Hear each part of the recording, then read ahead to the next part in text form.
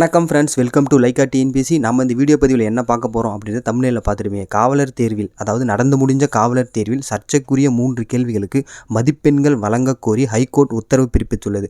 இந்த உத்தரவு நிறைய பேருக்கு சந்தோஷம் தரக்கூடிய விதத்திலும் இருக்கும், நிறைய பேருக்கு அதிர்ச்சி தரக்கூடிய விதத்திலும் இருக்கும். நம்மளை பொறுத்தவரையில் இந்த உத்தரவு ரொம்ப மகிழ்ச்சியான செய்தி தான். ஏன்னா நம்ம மாணவர்கள் 1 மதிப்பெண்கள் 2 மதிப்பெண்கள் அடிப்படையில் குறைவாக இருக்கிறவங்க அனைவருமே ஓவரால் ரிசல்ட்டில் உள்ளே வருவதற்கு வாய்ப்புகள் இருக்குது.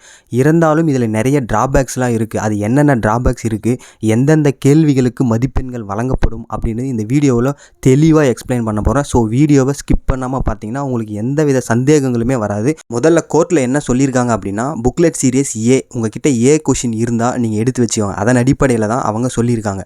அதில் 6வது கேள்வி, 13வது கேள்வி, 31வது கேள்வி, இந்த கேள்விகள் அனைத்துக்குமே யாரெல்லாம் பதில் அளித்துள்ளீர்களோ அவங்களுக்கு எல்லாமே மதிப்பெண்கள் வழங்கப்படும் அப்படின்னு சொல்லியிருக்காங்க. 7வது கேள்விக்கு அதுக்கு வழக்கு போட்டவங்களுக்கு மட்டுமே மதிப்பெண்கள் வழங்கப்படும் அப்படின்னு சொல்லியிருக்காங்க.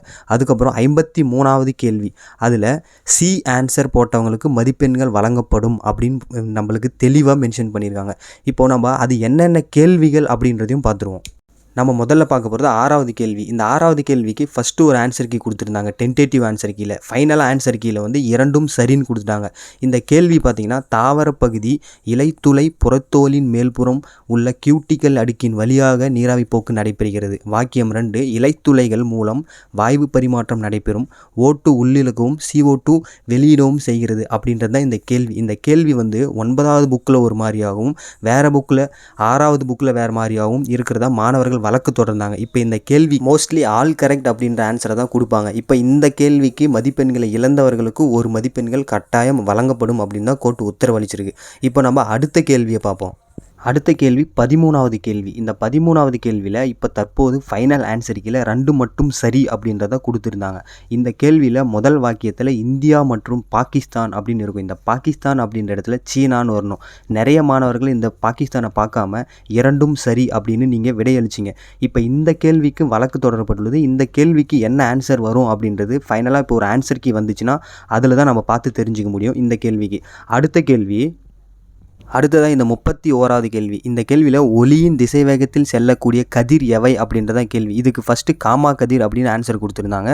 இப்போது எக்ஸ் கதிர் அப்படின்னு CD 2ம் வரும் அப்படின்னு கொடுத்துருந்தாங்க. இப்போ இந்த கேள்விக்கு வழக்கு தொடர்ந்து இதுக்கு ஆல் கரெக்ட் வருவதற்கு வாய்ப்புகள் அதிகமாகவே இருக்குது. அடுத்ததாக 7வது கேள்வி. இப்போ நம்ம சொல்கிறது எல்லாமே ஏ சீரியஸ் கொஷின் பேப்பரில் தான் சொல்கிறோம். இந்த 7th கொஷினுக்கு வந்து பார்த்திங்கன்னா தற்போது ஃபைனல் ஆன்சர் கீழே ஆல் கரெக்ட் அப்படின்னு கொடுத்துருந்தாங்க.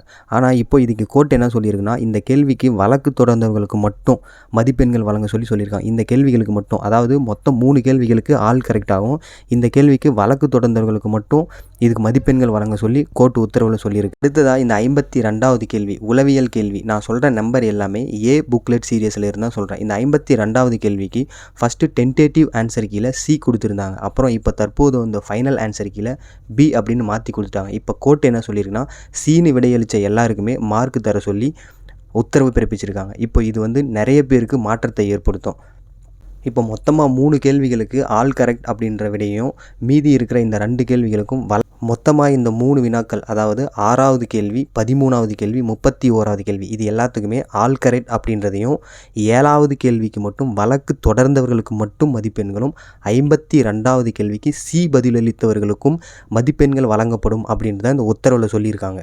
இப்போ இந்த உத்தரவில் என்ன நன்மை இருக்குது அப்படின்னா, ஓவரால் கட் ஆஃபில் 1 மார்க்கு 2 மார்க்கு அதில் வந்து கீழே இருந்தவங்க எல்லாருமே ஓவராலில் இப்போ மேலே வரத்துக்கு அதிக வாய்ப்பு இருக்குது, ரிசல்ட் வருவதற்கு வாய்ப்பு இருக்குது.